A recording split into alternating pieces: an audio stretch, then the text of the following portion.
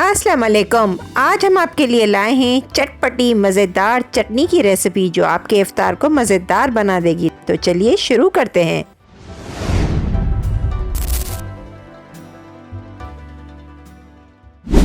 सबसे पहले एक बाउल में हमने आधा पाव जो है वो इमली ली है और इसमें थोड़ा आधा कप ही हमने नीम गर्म पानी इसमें शामिल किया है ताकि इमली जो है अच्छी तरीके से डिज़ोल्व हो जाए और इसका पल्प अलग हो जाए।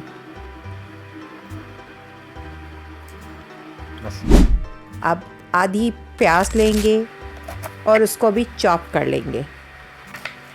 चॉपिंग आप रफली कर लें क्योंकि ये वैसे भी इसको हमने ब्लेंड ही करना है। ये देखिए हमने रफली चॉप कर लिया है इसको, प्याज को। आधी दरमियानी साइज़ की प्याज है। अब इसमें एक मुट्ठी जो है हमने पुदीना शामिल किया है, एक ही मुट्ठी हरा धनिया, 3 अदद हरी मिर्च और कुछ जवे, 3-4 जवे जो है हमने लहसुन के शामिल किए हैं।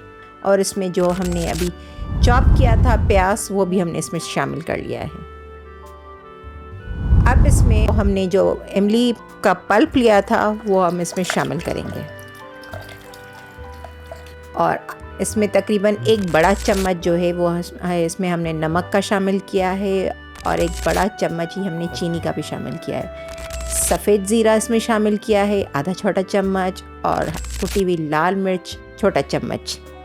और इसमें अब 1 बड़ा चम्मच जो है वो सिरके का शामिल करेंगे और थोड़ा सा पानी शामिल करके इसको ब्लेंड करेंगे।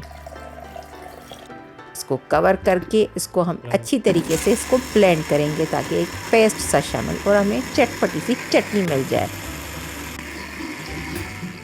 ये चटनी आपको जो घर वाले हैं वो आपके चटनी ये खाकर दीवाने हो जाएंगे। इतनी मज़ेदार और लजीज पकोड़ों समोसों की ये तो जान है ये चटनी। तो क्यों ना ये ट्राई की जाए।